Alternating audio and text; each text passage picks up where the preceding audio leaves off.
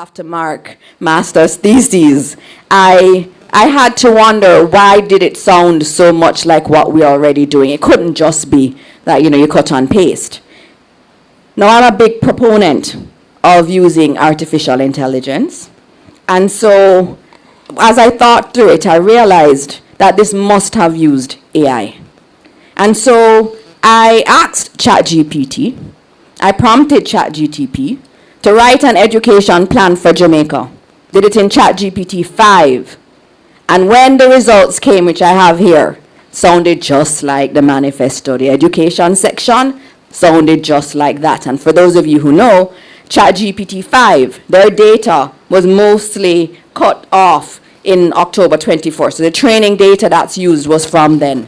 And so that's why it looks so much like what we've already articulated and what we are doing. So this sounds like something from AI.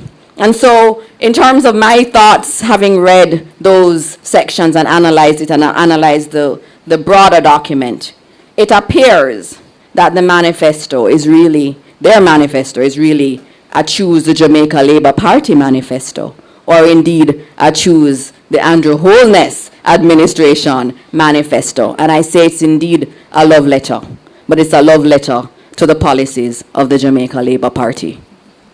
Thank you very much, Dana, for a very impressive and comprehensive presentation, which confirms that the administration of Dr. Holness is getting it done, certainly in the area of education, but there are a number of areas as well which the opposition has commented on, which requires critical analysis. And I now turn over to the chairman of the Manifesto and Achievements Committee, the Honorable Kamina Johnson-Smith. Thank you, Senator Fitzhenley. And thank you, colleagues. Good afternoon to media present. Good afternoon to... It's not on? Yeah, it's on. Yo. Good afternoon to everyone who is with us here in the room, and of course everyone who's joining us online, everyone who's watching in Jamaica, and of course overseas. I have a particular love for you, so welcome, and again, we're glad you are spending time with us. I'll just try to touch on a few areas, and I want to start with the title of the PNP's manifesto. And I want to make it clear that my view is that, and my considered view, is that the title they have used is the most insincere and disingenuous title which the PNP could have chosen for their manifesto. Why do I say this? They have spent the last 3 to 4 years tearing down Jamaica in every forum, whether domestically or internationally, maligning our systems recklessly without any concern as to the risk to which they have put our systems or our beloved country. They have maligned the media, which affects our global media freedom positioning on the index. They have accused us recklessly and baselessly of corruption, which affects our transparency perception index. We are grateful that the Media Without Borders or Journalists Without Borders do, however, check their facts, because we have continued to do very well within the Caribbean on that index, and we have continued to score the highest as compared to under the PNP's administration on the Transparency Perception Index, because it is recognized that the facts do not match with the PNP's narrative. However, not only to tear Jamaica down internationally, but to start your campaign with the mantra of blood and fire, recalling one of, if not the most politically violent periods in Jamaica's history, at a time when the government is working relentlessly to restore peace. And then, as you approach the election date, you magically seek to print a document with the word love on it and the word Jamaica on it, and expect that the Jamaican people should accept that you are truly a peace-loving party and that you are truly a patriotic country when all of your conduct over the last 3 to 4 years has crossed the line long ago beyond productive and constructive criticism and opposition into unpatriotic and anti-Jamaican conduct. It is disingenuous, it is, to put it softly, insincere, and I want the Jamaican people to be clear that the PNP has shown you who they are, and so we must believe them. One document, slapdash, cut and paste, AI generated, however you put it, it is not sufficient to correct who they have shown us themselves to be. The next point that I want to take is more on the lines of content. And again, however, regrettably, I have no conclusion other than that they are, again, entirely disingenuous or perhaps uninformed. The extent to which their policies replicate or repackage policies and programs in place already by the Jamaica Labour Party is astonishing. It is astonishing. And I heard someone this morning on the radio describing it as continuity, which we should celebrate. But that is in fact not the case. If it were continuity, they would say so. But what they have done is actually position the programs and the policies as if they are new and as if they are theirs, without any reference or acknowledgement to the fact that there are things in progress. That is not continuity. That is political and intellectual dishonesty or ignorance. The Jamaican people can assess and decide which one it is. Neither one is good or ready to lead. If I take that approach and apply it to the Foreign Affairs and Foreign Trade section of the manifesto, because as my colleagues have worn their portfolio hats, I'm going to wear my hat for a little while. Their very first proposal, if I recall correctly, is that they will restore active re-engagement within CARICOM. Who is chair of CARICOM? Dr. the Most Honorable Andrew Holness is the chair of the Conference of Heads of Government and State of CARICOM at this point in time. For the second time, we have chaired COFCOR, we have chaired COTED. Prime Minister is also the chair of the External Trade Negotiations Committee in the quasi-cabinet of CARICOM, one of the areas which is most critical and on which he is leading now, given the various trade challenges which are affecting the region. We were the very first country in the Caribbean. Prime Minister Holness was the first Prime Minister in Parliament to call for the UN to assist Haiti. He was the only, and is to date, the only CARICOM Prime Minister who has gone to Haiti to meet with stakeholders, to engage with their leadership and their political and stakeholders with a view to finding solutions. Jamaica hosted 2 Haiti stakeholder meetings, including the one that delivered the breakthrough for the establishment of the Transitional Presidential Council, which is currently offering leadership to that country. To say that you are going to actively re-engage, are you uninformed or are you politically dishonest? Again, Jamaica must make the choice, having looked, but neither is good. I want to make the point as well, in respect of their engagement with CARICOM, that when we took office, I'm sure you must all know, even if you didn't personally experience, but how Jamaicans were treated when we traveled within the region was not good. And it was particularly bad with Trinidad, and our goods were not given access to their markets, and we have literally fixed both problems.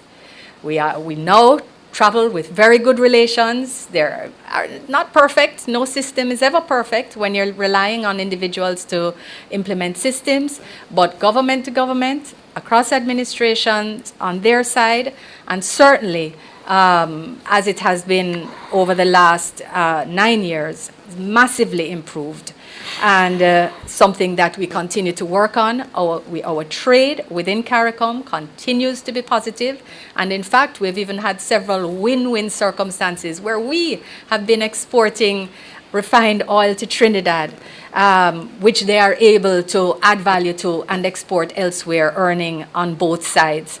So again, to actively restore engagement, we're not sure where they're coming from with all of that.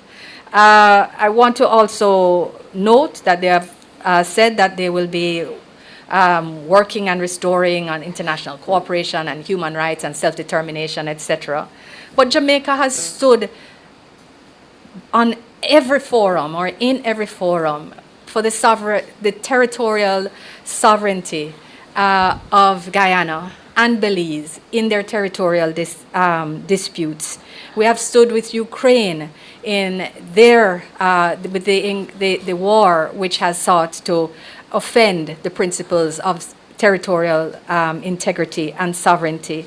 We have recognized the state of Palestine with a view to seeking a two-state solution. We are the first government to make that recognition since independence, which means that the PNP has never done it, even though they're willing to try and raise a flag, again demonstrating that they are all about gimmicks and image and what they think people want to see or hear. But when it comes to doing the actual work, the Jamaica Labour Party is doing it already. They say that they're going to engage the diaspora on constitutional reform, but Minister Malahoo Fort has been having town halls in the US and in the UK, and this process is not done yet. So they're not adding any value to the area of foreign affairs and foreign trade. And I really, really suggest that they do a little research and maybe check out our website. Now, there's another matter that I want to raise in this area, because they also said that they will restore brand Jamaica. And I also have to make the point, because it's related, that they have not even mentioned the word multilateralism in their foreign affairs section. Multilateralism is the core of small state foreign policy.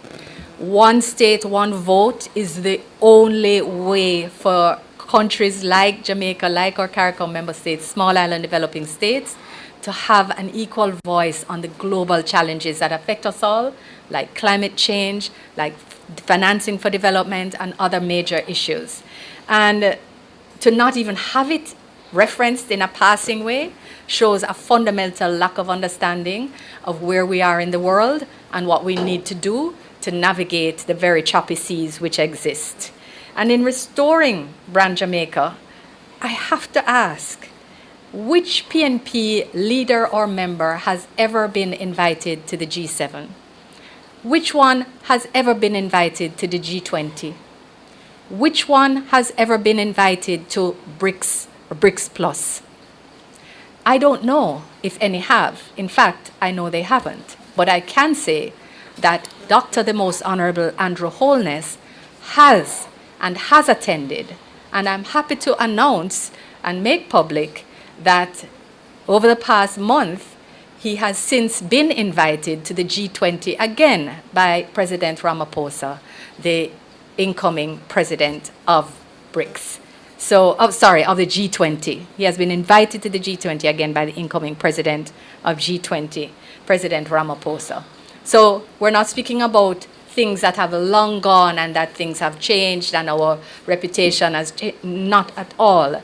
Prime Minister Holness, Jamaica, and indeed the government under the Labour Party is held in the highest regard internationally. And if I just add one more, and I know, Mr. Chairman, that I can't go on forever, but which of their leaders have ever been asked by a UN Secretary General to lead any global initiative? Again, the answer is going to be the same to both, because Prime Minister Andrew Holness has been asked to lead more than one on climate finance, on financing for development, on the Sustainable Development Goals, and on which he co-chairs the SG's leadership initiative. I will deal with one more issue of content. Please, with your indulgence.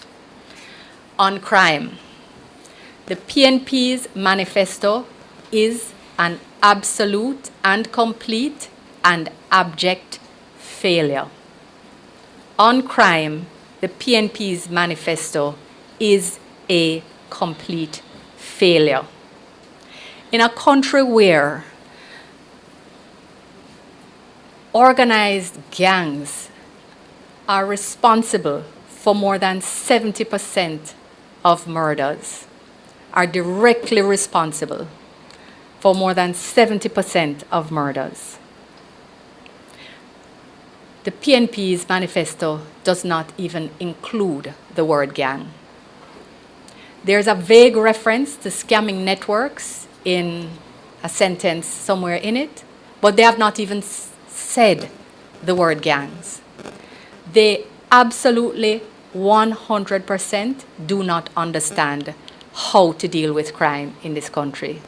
On the other hand, the government, under the leadership of Prime Minister Holness and Dr. Chang, have been relentlessly dismantling gangs, bringing them down from over 300 to just over 100.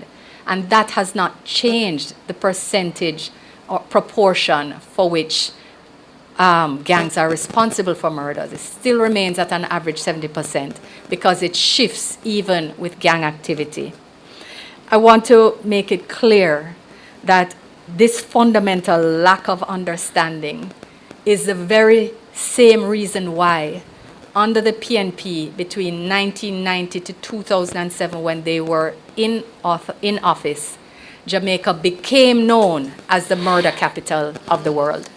It was under them and their poor crime management that murders moved from 400 to over 1,000. It is under them between 2012 and 2016 that the gangs reorganized, even though they inherited a downward trending murder rate when they took office from the Labour Party in 2012. So this is not a party that you can trust on crime. They have an opportunity, or had an opportunity, to demonstrate an understanding, and they have failed.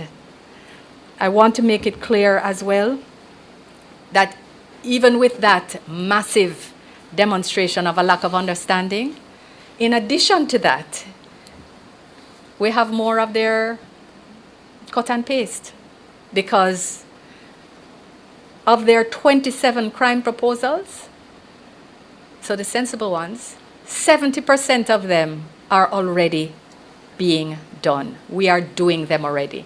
And since we're doing them successfully, I think that the Jamaican people must understand that we are the party, we are the government in which they should put their trust on crime. Giving them responsibility, again, is going to undoubtedly reverse the gains that we have had. We are already celebrating more than 40% reduction, supporting the security forces with more mobility, more technology, more strategy, more training, more welfare support, better working conditions, more police stations that are renovated, built, and restored. And in that context, it is the Jamaica Labour Party who is the party that you should trust on crime. So I know that there are more things that can be said. I want to just make clear that Minister Morgan will be taking forward the issue of roads in the days to come. Minister Samuda will take on the environment and water in days to come. He did, however, ask me to make the point that on funding of NGOs, the government is already funding small NGOs in the environmental sector under the GEF Small Grant Fund, and he thought it was very important that I make this point. So I'm making it for him, but he will raise other matters. and Minister Green will also take forward issues on agriculture. So I know, Mr. Chairman, that there are more things to discuss, but I will close on that point. Thank you very much. Thank you very much, Senator Johnson Smith, for a contribution which has made it clear that whereas national security and foreign affairs are concerned, the Jamaica Labour Party administration is achieving positive outcomes on behalf of the people of Jamaica. On the other hand, the PNP is doing quite a job of talking about getting it done and pretending that it is not being done. To all media partners, we thank you much for your patience and attention to this media conference, and we now open the floor for questions. We ask that you identify yourself and your media house, ask one question, keep the mic moving, then if you have other questions, we'll get the mic back to you.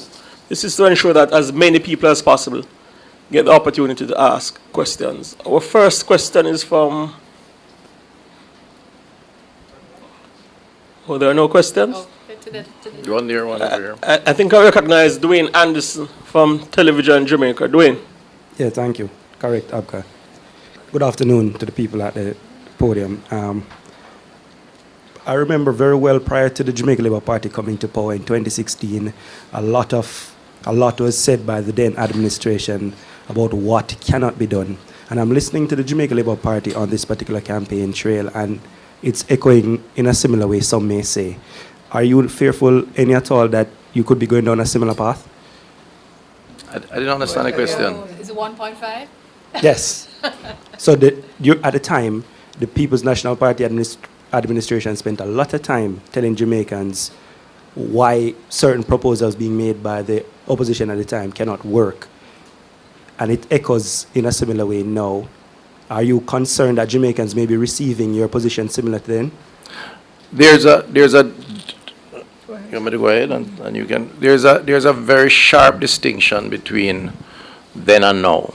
First of all, the results of the 9-year program of this government is very, very clear. And the statistics, the official data, the sentiments on the ground can reflect that. I give you the crime stats that my colleague spoke to earlier. 40% down in murders within a year is historic. Poverty levels, employment, and all the other areas that we have identified. And we have also been able during that time to stabilize the economy, to pay down the debt. So it's a much different context. It's hard for you to compare 2016 with today, because it's a very different context totally, both in terms of the challenges but also in terms of the achievements. But the other very sharp distinction which gives us the right to make the claims that we make is we say the cut and paste hodgepodge nature of what has been put out by the PNP. The truth is, I would say close to 70% of what they have put there, if it makes sense, because it doesn't make sense in all certain cases, as we have said, is being done in some way, shape, or form by the government. I looked at what they have said in health, and there's hardly anything there that they have said that we're not doing, and making progress while doing it. And the same could be said for education, same could be said for crime management, and so on. So we have a basis on which to say that why change if you're coming to do the same things? And indeed, it's a risk. It's an experiment that is quite risky, because the people who are doing it and getting the results already justify and legitimizes their position as to why they are there. The other guys are saying, okay, we will do it too. The country can't afford that kind of imitation approach. I think, and I say so with the utmost humility and respect for the people of Jamaica and their right to make a choice. We're just trying to bring to their attention the need to recognize the risk involved in supporting that organization. When they left the country in disarray, and we have brought it to a particular point where we're making very good progress, doing more for the people of Jamaica, and we believe that justifies us being considered to continue that process. So there's a difference between then and now, we think. May I make a follow-on answer? Sure. Sure. Just just don't touch it. Yeah.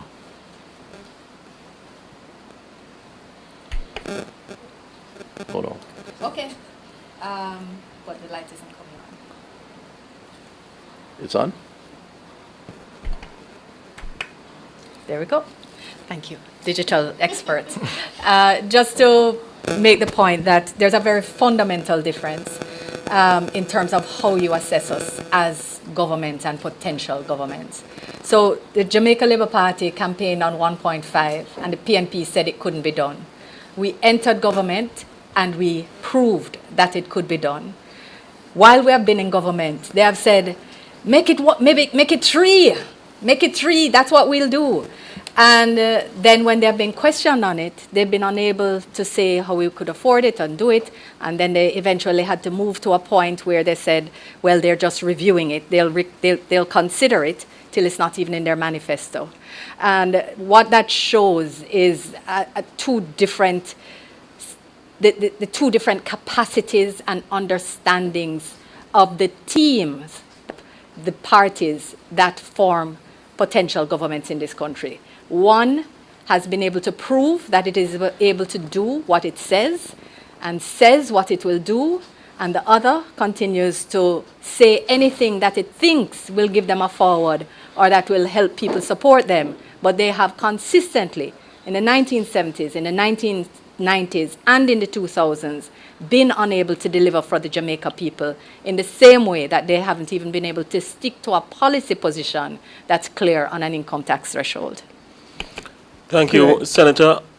Another question. Siobhan Campbell, Nationwide News. I have several, but in the interest of protocol, I'll ask those in our second go-around. My question is to the chairman. You said the manifesto, your manifesto, the JLP's manifesto, will come at an appropriate time, but we are less than a month from the general election. What does the JLP then consider an appropriate time? And in an addendum to that, the People's National Party is suggesting that you've delayed that manifesto launch because you're going to attempt to one-up them, as they so say. What do you respond to that? I will say that the absolute gall of a party that copied and pasted half of our policies and programs, put them forward to then say that we're waiting to copy them. I mean, there's so much dissonance in what they're saying that any Jamaican who sits to think for 2 seconds about what they say and what they do will see that they are simply not ready. They're not ready. We're confident in our manifesto, and the fact is, our chairman alluded to it just a while ago, the achievement document is, people love it, they want more achievements, they want more books. It has not run its course in a sense. There's still a lot of political interest in what we have done that people feel like, but how did we not know? You guys have not been telling us what you've been doing. And they're interested and they're inspired. And we are sharing that information in response to the people who want it. So, if I may, I think it's important to say again that this organization, Jamaica Labour Party, is not pursuing the strategy that the PNP is pursuing. That's their right. They can do whatever they want. If they want to put out a AI-generated cut and paste document, for me it's an insult to the people of Jamaica and the intelligence of the people of Jamaica. But that's their business. Our business is to provide good governance. And we also have been in government for 9+ years. And we have to, as part of our approach, demonstrate what that 9 years has resulted in. Now, people naturally know, many do, some have to be reminded. That's our strategy. The manifesto becomes now the aspirational hope for the future. We don't want to mix up the two. So this issue of timing is based on our approach, which we think is the right approach from an understanding perspective, and nobody is going to force us because they're putting out something irrespective of all the challenges that they obviously are finding out after the fact. I mean, whether it's 8, 10, or 11 pillars, for example. So that we will put out our manifesto in short order. It's completed. A lot of work went into it. Chairperson and her team. Lots of consultations took place. And we're going to do it orderly, professionally, and demonstrate the future direction under the Andrew Holness-led Jamaica Labour Party. Just to add, Dr. Tufton, with regards to the booklet, Record Achievement, I've been walking in my constituency and I've walked with packets of these books, and every gate that I go to and I hand it to persons, literally they are smiling and they're so happy that I'm coming to their gate, handing them one. Persons ask for more than one from me. So it's so well received by people that they can read, finally read and see the number of record achievements that we have had as an administration. Question? Thank you, Favour. We have a question from the Gleaner. Let me just answer it. Hi. Good afternoon, everyone. Dr. Tufton, could you indicate... I'm going to ask to introduce yourself, then I'm proceed to sorry. the question. I'm sorry. Yeah, man, thank you. Liver and Barrett, the Gleaner. Dr. Tufton, can you indicate what is the total budget for the JLP's election campaign? And as a rider to that, can you indicate if you have received any donation from corporate Jamaica? I can't give you any information on the total budget. There is a legal requirement, obviously, and after the fact, I think that meeting those requirements in terms of filings and so on will determine that. So if you have some patience, I'm sure that that information becomes clear in due course. As it relates to donations, I know you know that we do not exist in the context of state-sponsored political campaigning, and therefore donations or contributions are par for the course by all political organizations. And therefore, I am sure that some organizations will contribute, some individuals will contribute. I have no specifics of that. That's not my area. But I don't think there is any naivety around whether or not organizations or individuals contribute to political activity, especially at this time. My next question or series of questions is to the Minister of Finance, Favour Williams.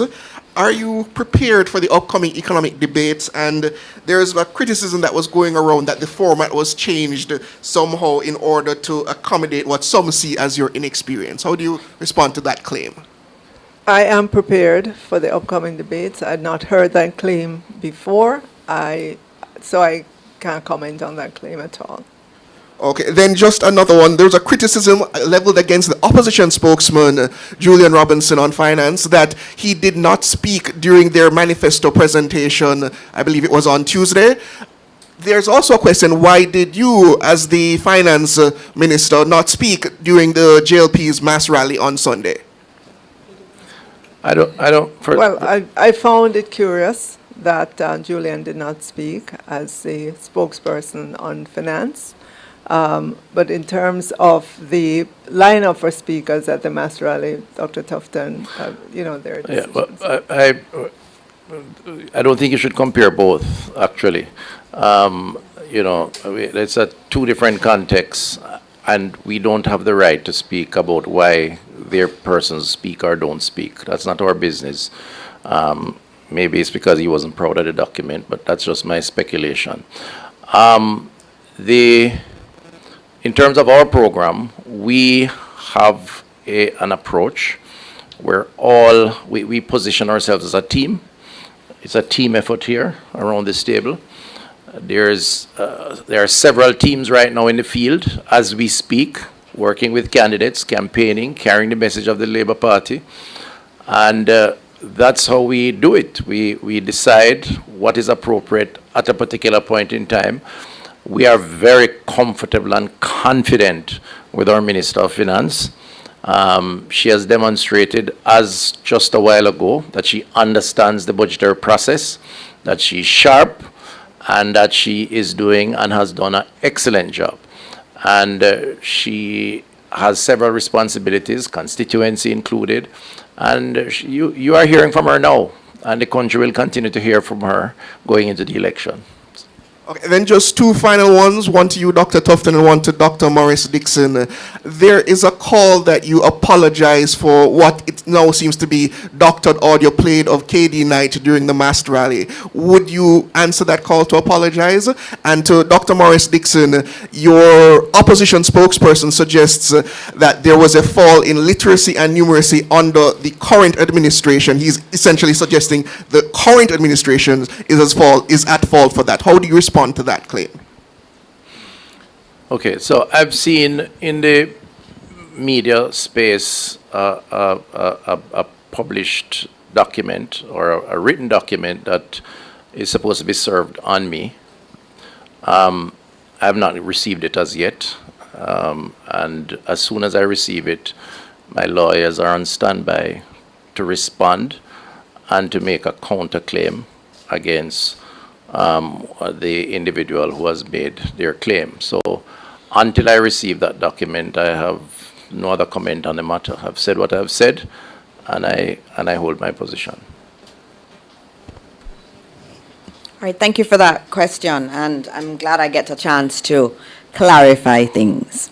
When we look at the data around literacy and around numeracy, you see a different kind of picture. You know, there's some years where you see the scores up, some years where the scores are down. Also depends on what metric you're looking at. Now, we do know that we went through a pandemic that had significant impact on our children. Significant learning losses took place. That is globally identified as a problem for many children. So when we look at a lot of the data coming out of COVID and right after COVID, across the world you see a dip in some of the performance of our children. So that's universal. But what have we done? What have we done as an administration? We have doubled down our efforts to reach these children. We've had the maths camps, the English camps that I see in the manifesto also, but we've been doing that. If you look at footage from December last year, during Christmas, I was teaching in one of the maths camps. So we've been working really intensively with our students and with our teachers. And you'd have seen success already. The PEP results were clear. We went up. Those children at grade 4 who did PEP this year at grade 6, we were really, really worried about them at grade 4. And grade 6, their scores increased tremendously. So that says to Jamaica that we are seeing results. We're seeing success for our children. And then tomorrow, listen out. Tomorrow, CXC results are coming out. And you will see the results of the work of this administration tomorrow also as a part of that release of the data. Hint, hint, hint. Thank you very much, Dr. Dana Morris Dixon. We're prepared to take 2 more questions. Then we'll bring a close to this media conference as news time approaches. News time Dwayne. is approaching. Thank you, Abka, for one final one from me. The opposition, the PNP, they've repeatedly mentioned this discretionary spend each administration has around $350 billion. From what you know, Minister Williams, is such a spend in existence, and why using the funds from that? Would it be reckless or damaging to the future of the country? As I said when I started out, there is no major line item in the budget called discretionary spending. There is none. It doesn't exist. That 359 billion you're talking about has to do with programs that we have to fund year after year after year. PATH program, grants to all our schools to ensure that they operate, they need it for their daily operations. What we use in terms of providing for safety and security, health supplies and services, social security and welfare services, sickness and disability. There are a number of programs, important programs, that have to be funded on a recurring basis year after year after year. And so that's why I am saying to the PNP, tell us how you're going to fund your promises. Which of these programs, these recurring programs, will you do away with? Which one of them will you cut? because I don't know where they get this idea or this notion that there are billions of discretionary funds sitting in government. That is not so. And it just shows their lack of understanding of the budget of the government. Do we have an additional question? No, we don't. Thank you much for those closing comments from the Honorable Favour Williams, arguably the most qualified individual to have assumed the post of Minister of Finance in independent Jamaica. Thank you much to our media partners for your attendance at this media conference. Our gratitude as well to our presenters and to those of you who are watching online. The Jamaica Labour Party appreciates your listenership and indeed your viewership. We continue to choose policies and programs which are in the best interest of Jamaica. We choose Jamaica, and in turn we humbly ask that you choose the Jamaica Labour Party. Much has been accomplished by the administration of Dr. Holness, but we have a firm commitment to do more for you. Thank you, and have a very good afternoon. Very well. What I chose to serve.